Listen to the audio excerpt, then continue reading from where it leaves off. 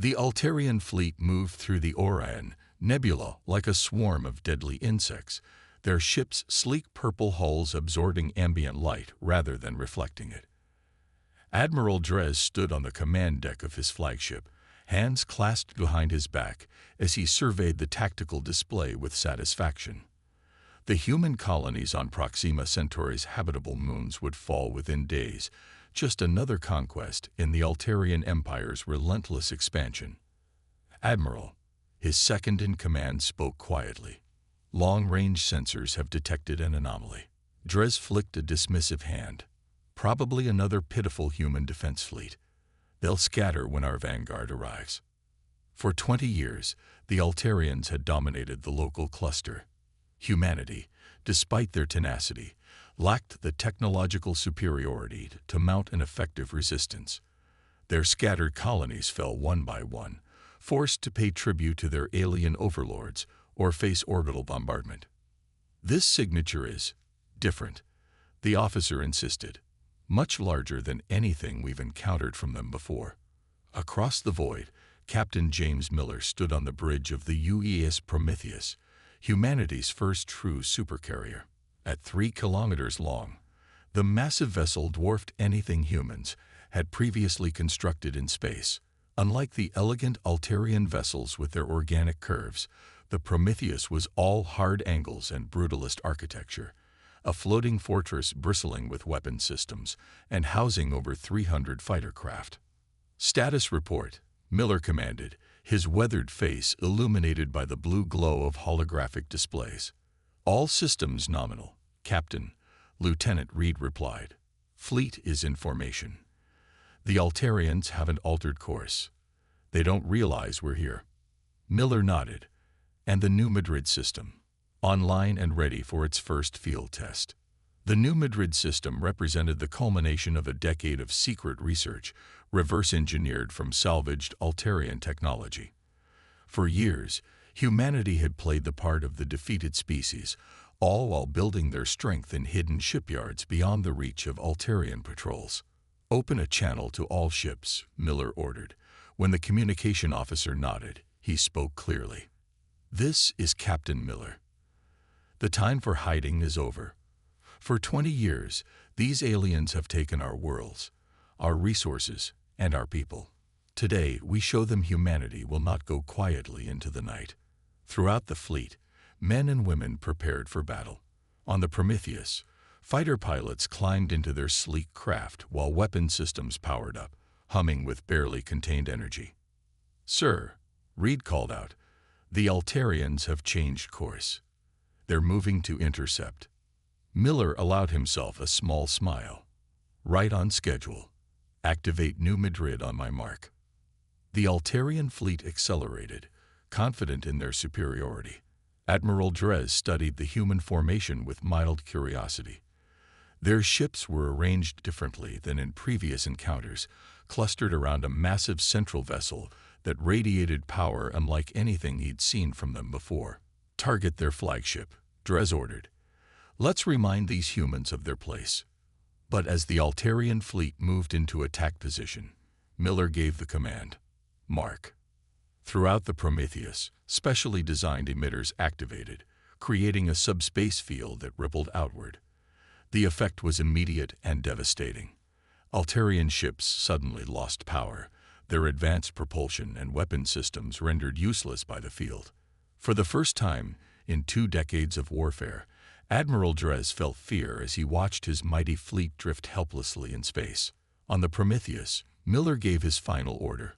All fighters launch. All ships, weapons free. The battle had begun, and with it, the tide of the war was about to turn. The launch bays of the Prometheus erupted with activity as fighters streamed out in perfect formation. Unlike the outdated craft humans had previously fielded, these new Valkyrie fighters were built with integrated Altarian technology, their hulls gleaming with the same light-absorbing material that made enemy ships so difficult to target. Alpha Squadron, engage the enemy's forward elements. Beta and Gamma, focus on their support vessels. Flight Commander Alex Reeves ordered as her fighter cleared the bay. Remember your training. They're dead in the water, but their point defense systems may still function on backup power. The fighters descended upon the disabled Altarian fleet like wolves on wounded prey. Admiral Dres watched in growing horror as his ships, once the pride of the Empire, now floated helplessly while human vessels picked them apart with surgical precision. "What is happening?" he demanded, slamming his four-fingered hand against the console. "How have they disabled our systems?" His science officer worked frantically at her station. "It appears to be a targeted subspace disruption field. It's specifically calibrated to our technology, while leaving their systems unaffected." "Impossible," Dres whispered. "They couldn't have developed such technology." But the evidence was overwhelming. Across the battlefield, Altarian ships drifted, their crews unable to fight back effectively as human vessels methodically disabled their engines and weapons without destroying the ships outright. On the Prometheus, Miller watched the tactical display with grim satisfaction. "The new Madrid system is performing beyond expectations," he noted. "How are our fighters doing?" "Minimal losses, sir," Reed reported. "The Altarians are completely vulnerable." Miller nodded. "Order all vessels to prioritize capture over destruction. We need their ships intact." This was more than just a battle. It was the culmination of Project Resurrection, humanity's long-term plan to not only defeat the Altarians, but to appropriate their technology and turn it against the Empire. Each captured ship would be studied, its secrets unlocked to further humanity's technological leap forward. In his fighter, Lieutenant Tom Wilson expertly navigated through the debris field forming around a disabled Altarian cruiser. "This is almost too easy," he commented to his wingman, "like shooting fish in a barrel." "Don't get cocky," came the reply. "Remember New Delhi." Everyone remembered the massacre at New Delhi Colony, where Altarian forces had executed thousands of civilians as punishment for a minor uprising. It was one of many atrocities that fueled humanity's determination to overthrow their oppressors. As the battle progressed, Admiral Dres made a desperate decision. "Initiate core overload on all disabled vessels," he commanded. "If we cannot escape, we will deny the humans their prize." But even this final act of defiance fell short. The Prometheus launched specialized boarding teams, equipped with technology designed to counter just such a scenario. Racing against time, human soldiers fought their way through Altarian vessels, subduing crews and preventing self-destruction protocols from executing. On the Altarian flagship, Dres stood proudly as human soldiers breached the bridge. "You may have won this battle," he told the boarding team's leader, "but the Empire spans 1,000 worlds. This victory means nothing." Commander Lisa Ortega regarded the alien admiral coolly. "This isn't just a victory," she replied. "It's a revolution." Back on the Prometheus, Miller received word of Dres's capture with satisfaction. "Send word to Earth Command. Operation Turning Point is a success. The Altarian fleet has been neutralized with minimal casualties on our side." As reports flooded in from across the battlefield, humanity's personnel allowed themselves to celebrate for the first time in decades.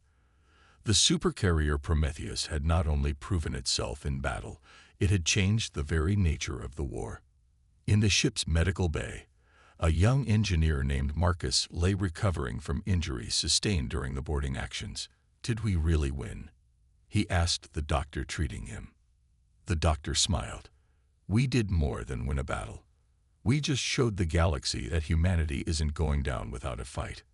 Outside the viewport, captured Altarian vessels were being secured by human crews, their technology soon to serve the species they had once sought to subjugate. 3 months after the Battle of Orion Nebula, the Prometheus led a fleet of 30 ships, half of them repurposed Altarian vessels, toward the contested Rigel system.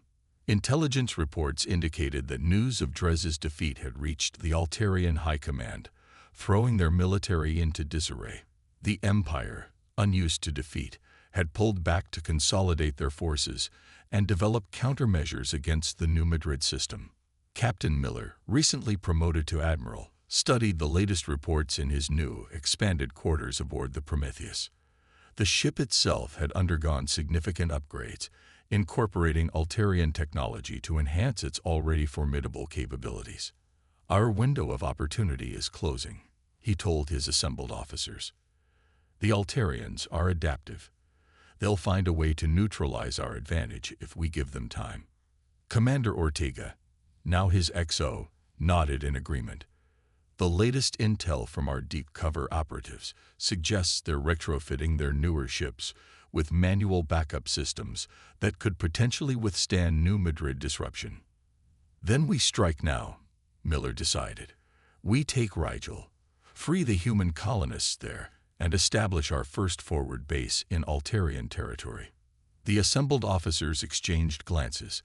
This was no longer a desperate resistance. It was an offensive war. Within the Rigel system, Governor Kelth of the Altarian Occupation Force received increasingly alarming reports. The human resistance, once a minor nuisance, had grown bold. Supply convoys disappeared. Communication relays failed without explanation. Most disturbing were the rumors spreading among the human population. Whispers of a great victory, of a supercarrier that had changed the course of the war. "Treasonous propaganda," Kelth declared to his security chief. "Find the dissidents spreading these lies and make examples of them." But even as he gave the order, long-range sensors detected multiple ships dropping out of FTL at the system's edge. "Composition," Kelth demanded. The sensor operator's voice trembled. "Sir, they're our ships, Altarian vessels, but they're flying human colors." On the bridge of the former Altarian cruiser Vindication, Commander Jack Hayes felt a surge of satisfaction as Rigel Prime appeared on the view screen. 4 years earlier, he had been forced to flee this colony with his family when the Altarians arrived. Now he was returning aboard one of their own vessels. "All ships, battle formation," he ordered. "Prepare to deploy New Madrid disruptors." The human fleet spread out, positioning modified Altarian vessels at key points to maximize the disruptor field's coverage. Unlike at Orion, where the technology had been concentrated on the Prometheus, now each captured ship carried its own disruptor, allowing for a much wider effective range. In orbit around Rigel Prime, Governor Kelth watched in horror as his defense fleet suddenly lost power, their ships drifting helplessly. "Impossible," he whispered. The ground-based defenses were the next to fall as specialized human ships deployed atmospheric disruptors, extending the New Madrid effect to the planetary surface. Across Rigel Prime, Altarian security forces found themselves without functioning weapons or communication devices. As the Prometheus moved into high orbit, Admiral Miller addressed the human colonists via emergency broadcast channels. "People of Rigel, this is Admiral James Miller of the United Earth Fleet. The Altarian occupation ends today. Stand by for liberation forces." Throughout the colony, humans who had lived under alien rule for over a decade emerged from their homes, watching in awe as dropships bearing Earth's unified flag descended from the sky. In the governor's palace, Kelth and his staff were surrounded by human resistance fighters who had hidden among the population, waiting for this moment. "You cannot hope to hold this system," Kelth spat at the resistance leader. "The Empire will send 100 ships to reclaim it." The resistance leader, a woman who had lost her entire family to Altarian cruelty, smiled coldly. "Let them come. We're ready now." Aboard the Prometheus, Miller watched as reports flooded in of successful landings across Rigel Prime. "Casualties?" he asked. "Minimal, sir," Ortega replied. The New Madrid system exceeded expectations in planetary deployment. Most Altarian forces surrendered when their weapons failed. Miller nodded, satisfied. "Begin Phase 2. I want this system fortified within the week. The Altarians will respond to this, and when they do, I want to be ready." As night fell on Rigel Prime, humans celebrated in the streets for the first time in years. The Prometheus hung in orbit, visible as a bright star that symbolized not just a military victory, but the resurgence of a species that refused to accept defeat. In his captured office, Governor Kelth watched the celebrations with growing dread. "You don't understand what you've done," he told his human guards. The Empire will not stop with conventional forces now. They will bring the world breakers. The guard's expression didn't change. Let them try. We have the Prometheus now. The Altarian High Command convened in their grand hall on the homeworld of Alteris Prime, a gathering that hadn't occurred in its full capacity for over 50 years. Supreme Commander Vor, the eldest and most decorated military leader in the Empire's history, surveyed the assembly with undisguised contempt. 3 systems lost in 2 months, he growled, his voice carrying across the chamber. Our most advanced ships captured and turned against us. Governor Kelth in human custody. And you all sit here, offering excuses instead of solutions. Fleet Admiral Menz, who had lost 2 battle groups to the Prometheus and its growing armada, rose to speak. The humans have developed technology specifically designed to counter our systems. We need time to adapt. Time. Vor interrupted. While we delay, more colonies fall. The outer systems already whisper of rebellion. If we show weakness now, the Empire itself could fracture. The debate raged for hours until Vor finally silenced the assembly with a decisive motion. The world breakers will be deployed. We will make an example of one human world so devastating that their resistance will crumble. A hush fell over the chamber. The world breakers, planet-killing weapons, had only been used twice in the Empire's 1,000-year history. Their deployment required the highest authorization. The humans have occupied Rigel, Vor continued, but our intelligence indicates their primary research facility is located on Europa, in their home system. We will strike there, destroying their capacity to produce more of these disruptor weapons. Meanwhile, on Europa, Dr. Anna Foster worked tirelessly in the vast underground complex that had served as humanity's primary research facility for 15 years. Hidden beneath the ice of Jupiter's moon, the facility had escaped Altarian detection through a combination of advanced shielding and misdirection. The Mark II disruptors are ready for deployment, she informed General Thomas Wade during their weekly briefing. They'd been miniaturized enough to fit on vessels half the size of our current carriers. Wade nodded approvingly. Excellent. And the defensive applications? Foster brought up a holographic display showing a planetary shield grid. The adaptation is promising. By reversing the field, we can create a barrier that should prevent Altarian ships from approaching within weapons range of our colonies. Should? Wade questioned. Foster's expression grew serious. We haven't had the opportunity to test it against their heaviest weapons. The theoretical models are sound, but an alarm suddenly blared throughout the facility. Wade's communicator activated automatically. General, multiple Altarian vessels have appeared in the Jupiter system. They're not responding to hails and moving directly toward Europa. Wade's face paled. How many? Just 3, sir. But they're massive. Nothing like we've encountered before. On the bridge of the Prometheus, now stationed in the Rigel system, Admiral Miller received the emergency transmission from Earth Command. Altarian world breakers have entered the Sol system, the message stated. Estimated time to Europa: 6 hours. All available forces requested for defense.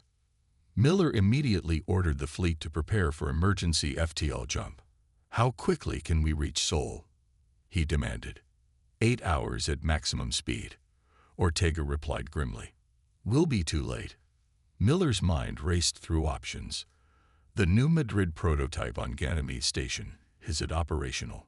It was still in testing phase last report, Ortega said. But even if it works, it would need to be within range of the Altarian vessels. Miller made his decision. Send word to Europa. They need to evacuate as many personnel as possible to Ganymede and prepare to deploy the prototype at all costs. On Europa, organized chaos erupted as the evacuation began. Dr. Foster supervised the transfer of critical research data, while demolition teams prepared to destroy anything that couldn't be moved. We can't let them take this facility intact, she told her team. If the Altarians get their hands on our research, they'll develop countermeasures within weeks. As the last shuttles prepared to depart for Ganymede, Foster made a split-second decision. Instead of boarding, She gathered a small team of volunteers. "We're staying," she announced. "Someone needs to ensure the self-destruct protocols execute properly." On Ganymede, General Wade received word of Foster's decision with mixed emotions. "She's buying us time," he told his staff. "Let's make sure it's not wasted. Prepare the prototype for deployment." The 3 Altarian world breakers entered Europa's orbit precisely as predicted. Supreme Commander Vor, personally leading the mission, prepared to demonstrate the Empire's overwhelming might. "Target their facility," he ordered. "Full power." The world breakers aligned their primary weapons, preparing to fire a combined beam that would penetrate Europa's icy crust and detonate its core, destroying not just the moon, but creating a shockwave that would devastate the entire Jovian system. In her underground lab, Dr. Foster watched the energy readings spike and activated the facility's final defense protocol, an experimental version of the new Madrid system configured to create a localized subspace rupture. "I hope this works," she whispered as she initiated the sequence. Above, the world breakers fired. The combined energy beams from the 3 world breakers converged on Europa's surface, boring through kilometers of ice in seconds. Supreme Commander Vor watched with cold satisfaction from his command vessel. This demonstration would break the humans' will to resist, a necessary cruelty to prevent a prolonged conflict. Impact in 3, 2, his weapons officer counted down. But at the moment the beams reached the research facility, Dr. Foster's experimental device activated. The subspace rupture created a momentary pocket dimension that absorbed the incredible energy of the world breaker's attack, then collapsed in on itself, sending the energy back along the beam paths. On Vor's flagship, alarms screamed as energy readings spiked catastrophically. "Disengage. Cut power," the commander ordered, but it was too late. The feedback surge overwhelmed the world breaker's systems, causing cascading failures throughout all 3 vessels. From Ganymede Station, General Wade watched in astonishment as the massive Altarian ships went dark, then began to drift. "What just happened?" he demanded. His science officer studied the readings in disbelief. "It looks like they fired their weapons, but the energy was somehow reflected back at them." The signatures matched Dr. Foster's experimental subspace mirror. Wade stared at the floating hulks of the most feared weapons in the Altarian arsenal. "Is there any sign of survivors from the Europa facility?" After a moment of silence, the communications officer shook his head. "No, sir. The facility was at ground zero of the convergence point. Nothing could have survived that." Wade closed his eyes briefly. Dr. Foster and her team knew what they were doing. Their sacrifice may have just saved Earth and given us 3 world breakers to study. 8 hours later, the Prometheus led a battle group into the Jupiter system, expecting to find devastation. Instead, they discovered an unprecedented opportunity. 3 disabled world breakers and a Ganymede station busy coordinating boarding parties. Admiral Miller could hardly believe the reports. Foster's team did this, with an untested prototype. "Yes, sir," Ortega confirmed. "General Wade is requesting additional personnel to secure the Altarian vessels before they can initiate self-destruct protocols." Miller immediately directed resources to the operation. "I want our best engineers and scientists on those ships. If we can understand how they work, we could potentially replicate them," Ortega finished. "Or better yet, develop specific countermeasures." Within days, human teams had secured all 3 world breakers. Unlike standard Altarian vessels, these planet killers contained technologies far beyond anything humanity had encountered before. Each discovery accelerated human technological development by what would have otherwise taken decades. On Earth, the United Earth government convened an emergency session to discuss this turning point in the war. President Laura Chen addressed the assembled representatives with renewed confidence. "The Altarians believed their show of force would break our spirit," she declared. "Instead, it has revealed their vulnerability. For the first time since this conflict began, we have a clear path to victory." The strategic implications were enormous. The Altarian Empire, having lost their world breakers, weapons that had been as much a symbol of power as actual military assets, faced growing unrest among subjugated species throughout their territory. Reports of uprisings on a dozen worlds reached human intelligence networks. In the Altarian High Command, Supreme Commander Vor faced the greatest challenge of his career. "We have received no communication from the World Breaker fleet," he informed the assembled admirals. "We must assume the worst." "How could the humans defeat our most powerful weapons?" one admiral demanded. Vor had no answer that wouldn't further damage morale. The truth that the Empire had severely underestimated human ingenuity was too dangerous to acknowledge openly. Instead, he focused on immediate concerns. "We must secure our core systems and develop countermeasures to their disruption technology. All available resources will be redirected to this effort."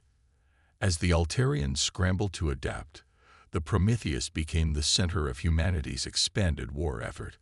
With the knowledge gained from the captured world breakers, Admiral Miller worked with the best minds of Earth to develop the next phase of their strategy.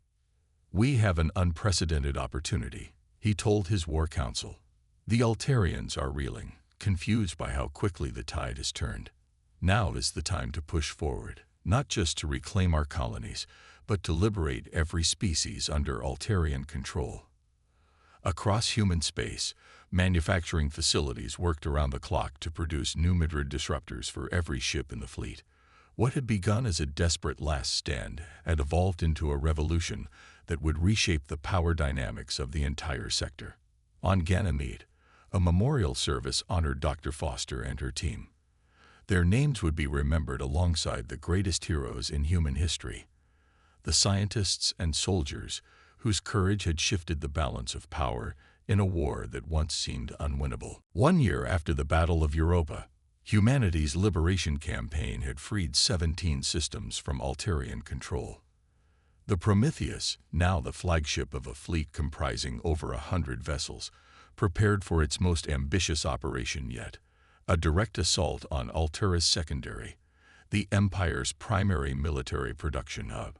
Admiral Miller studied the holographic display of the target system with his senior officers. For centuries, the Altarians have built their war machines here, supplying the fleets that enforce their dominion across the sector. Taking this system won't just cripple their production capacity, it will demonstrate to the entire galaxy that their empire is crumbling. The assault plan was multilayered and complex, incorporating not just military forces, but also coordinated uprisings among the slave laborers who worked in the Altarian factories. For months, human operatives had infiltrated the system, establishing contact with resistance groups and preparing for this moment. "The element of surprise is crucial," Miller emphasized. "Our intelligence suggests they've developed limited countermeasures to the new Madrid system, emergency mechanical backups that can maintain basic weapon functionality even when their primary systems are disabled." Commander Ortega nodded. "That's why we're deploying the Mark II disruptors first. They're designed to create localized quantum fluctuations that should disable even mechanical systems by altering the fundamental properties of matter in the target area." This new technology, reverse-engineered from the world breakers, represented humanity's continued leap forward. Each encounter with Altarian forces provided new insights, accelerating human technological development at an unprecedented rate. In the Altaris Secondary system, Imperial Overseer Krau received troubling reports of production delays and unexplained equipment failures. The slave populations, particularly the Novan and Tellarate workers, had grown increasingly difficult to control. Incidents of sabotage had risen by 300% in the past month alone. Increase security in all production facilities, he ordered his subordinates. Double the guard rotations and implement random loyalty screenings. But these measures came too late. As Kral issued his orders, human stealth ships were already positioning quantum beacons throughout the system. Devices that would amplify the effect of the new Madrid disruptors when the main fleet arrived. In the vast shipyards orbiting Altaris Secondary, Tellarite slave worker Bren surreptitiously checked the small receiver hidden in his work clothes. The signal he had been waiting for finally appeared, a simple pulsing light indicating that liberation was imminent. With practiced subtlety, he passed the signal to his fellow workers.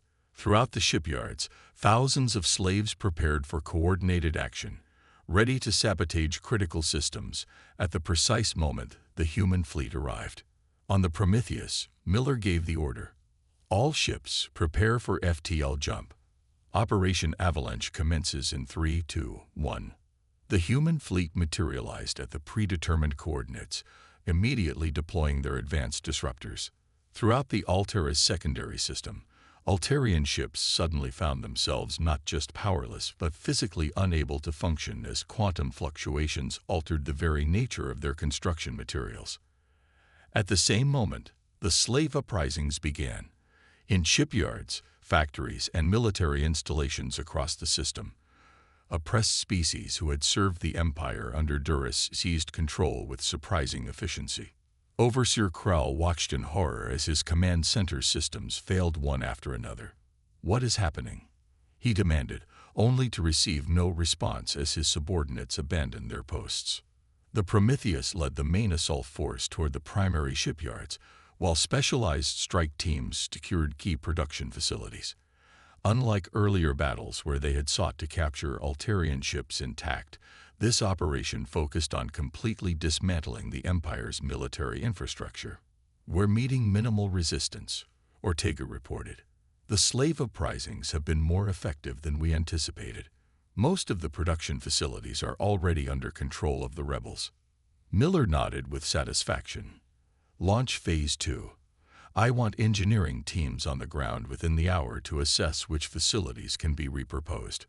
Across the system, human forces linked up with rebel groups, distributing weapons and supplies while establishing secure zones.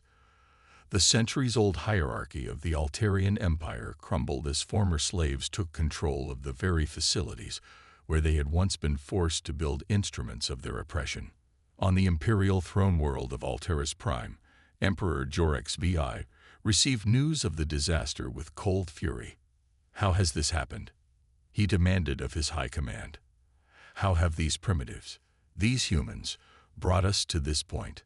Supreme Commander Vor, now aged and diminished by successive failures, had no comforting answers. "They have united against us, Your Eminence. Not just humans, but all the species we once controlled. They share technology, strategies, and most dangerous of all, hope." The Emperor's eyes narrowed. "Then we must extinguish that hope. Prepare the Terminus Protocol." A shocked silence fell over the assembly. The Terminus Protocol was the Empire's ultimate contingency, a network of devastation devices planted on conquered worlds, designed to render them uninhabitable should rebellion ever spread beyond control. "Your Eminence," one advisor ventured cautiously, activating the protocol would destroy hundreds of worlds, including many still loyal to the Empire. "Better destruction than defeat," the Emperor declared. "I will not preside over the dismantling of an empire that has stood for 1,000 years." But even as he gave the order, human intelligence operatives embedded in the Imperial Court transmitted warnings to the Prometheus. The greatest test of the war was about to begin, with the lives of billions hanging in the balance. The warning reached Admiral Miller as the Prometheus completed securing the Alteris secondary system. "Terminus Protocol activated," the encrypted message read. "Devastation devices on all former Altarian worlds set to detonate within 72 hours. Immediate action required." Miller immediately convened his war council, including representatives from recently liberated species who had joined humanity's cause. "The Altarian Emperor has initiated a scorched earth policy," he explained, displaying the intelligence report. "They've had contingency weapons planted on every world they've ever controlled, ready to render them uninhabitable."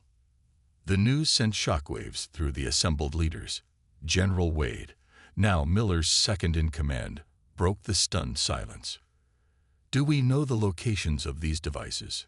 "Partial information only," Miller replied. Our operatives on Altaris Prime are working to access the complete database, but they're racing against time. Cree, a towering representative of the Novan species, leaned forward. My people have extensive mining operations that were converted for Altarian use. We know the subterranean geography of at least 30 worlds. This may help locate the devices. Similar offers came from other species, each contributing unique knowledge or capabilities to the desperate effort. What had begun as a human resistance had evolved into a true multi-species alliance, united against Altarian tyranny. Miller quickly formulated a plan. We'll need to split our forces. The Prometheus will lead a direct assault on Altaris Prime, not to conquer, but to access their central command systems and deactivate the protocol. Meanwhile, specialized teams will deploy to high-priority worlds to locate and neutralize the devices manually. The urgency of the situation eliminated any debate. Within hours, the combined fleet dispersed, racing against time to save billions of lives across hundreds of worlds. On Altaris Prime, Emperor Jorix VI watched with satisfaction as the terminus countdown proceeded. The humans may have won battles, he told his inner circle, but they will inherit only ashes. What the Emperor didn't realize was that his own palace had been compromised.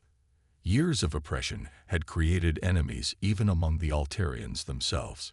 Captain Lern, commander of the Palace Guard, and secretly sympathetic to the rebellion, waited for the perfect moment to act. The Prometheus led a battle group of the Alliance's most advanced ships directly to Altaris Prime, bypassing outer defenses through precision FTL jumps, a technique developed from studying captured Altarian navigation systems. We'll have only one chance at this, Miller told his crew as they prepared for the most daring operation of the war. Our objective is the central protocol hub beneath the Imperial Palace. Captain Lern's team will disable perimeter security, allowing our strike force to penetrate directly to the hub. On planets across the galaxy, joint human-alien teams race to locate the terminus devices.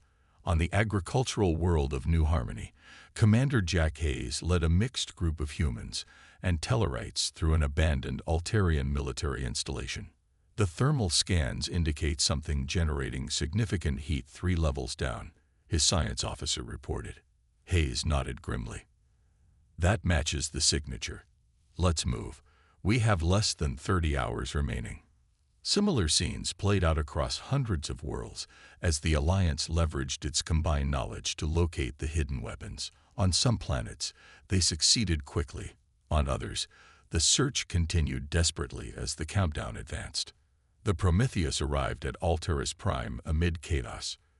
News of the Terminus Protocol had leaked to the general Altarian population, many of whom had family and interests on the threatened worlds. Civil unrest had erupted in several cities as civilians protested their government's willingness to sacrifice so many lives. Capitalizing on this confusion, Captain Lern executed his part of the plan, disabling key security systems and providing the human strike team with direct access to the palace. Admiral Miller led the team personally, fighting their way through the remaining loyal guards to reach the central protocol hub, a vast chamber filled with quantum computers controlling the devastation network. How much time? Miller asked as his engineers assessed the system. Less than 2 hours, came the reply. And the system requires the Emperor's biometric authorization to deactivate globally. At that moment, Supreme Commander Vor appeared at the chamber entrance with a contingent of elite guards. You've come too far to succeed now, human, he declared. Miller raised his weapon, prepared for a final confrontation, when an unexpected figure appeared behind Vor, Emperor Jorix himself, held at gunpoint by Captain Lern. The people of Altaris Prime have made their choice, Lern announced. The Emperor will deactivate the protocol, or he will face judgment before his own citizens. Faced with the collapse of his authority and the prospect of facing a population turned against him, Jorix reluctantly provided the necessary biometric authorization. Throughout the galaxy, the Terminus devices powered down, their deadly purpose averted. In the aftermath, Miller stood on the observation deck of the Prometheus, watching as representatives of 20 formerly subjugated species arrived for the first Galactic Coalition conference.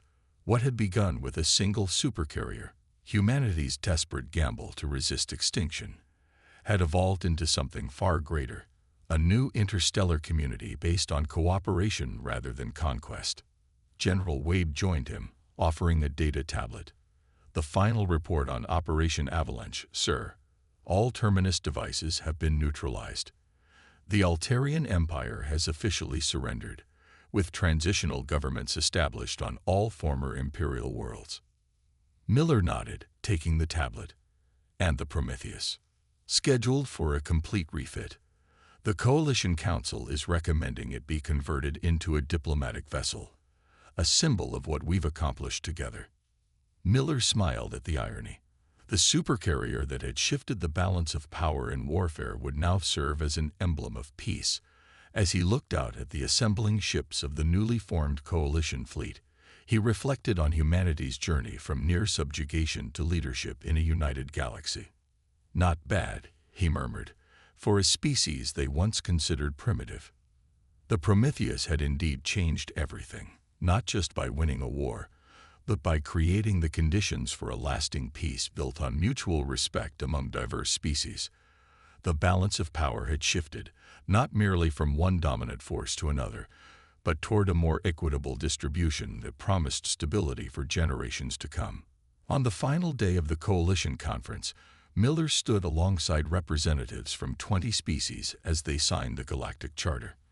The document formalized principles of mutual defense, technological exchange, and cultural respect, values that had emerged organically during their shared struggle. We built the Prometheus to save humanity, Miller reflected as the ceremony concluded.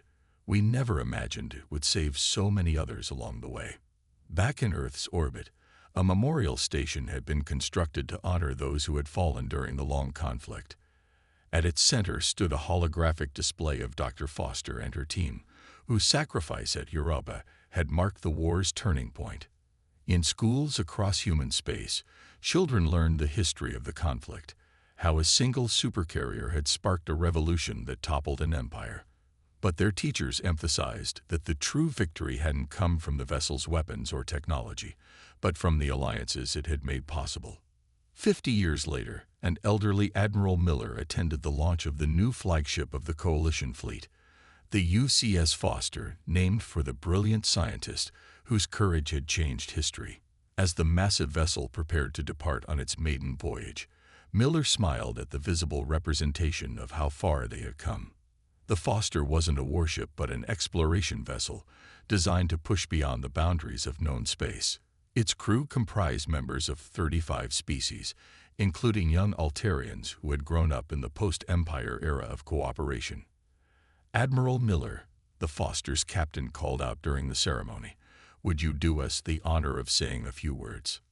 Miller approached the podium slowly, his eyes taking in the assembled dignitaries and crew members. "Half a century ago, we stood at the brink of extinction," he began. "The Prometheus was built out of necessity, a weapon of war when war was our only option for survival." He gestured toward the Foster, gleaming in the starlight. "Today we launch this vessel not out of fear, but hope. Not to conquer, but to discover. The true legacy of the Prometheus wasn't the battles it won, but the peace it made possible." As the Foster departed on its mission of exploration, Miller watched from the observation deck, reflecting on the long journey from resistance to renaissance. The supercarrier that had shifted the balance of power in warfare had ultimately accomplished something far greater. It had shifted the course of galactic history toward cooperation rather than conflict. And that, Miller thought as stars streaked past the viewport, was a legacy worth fighting for.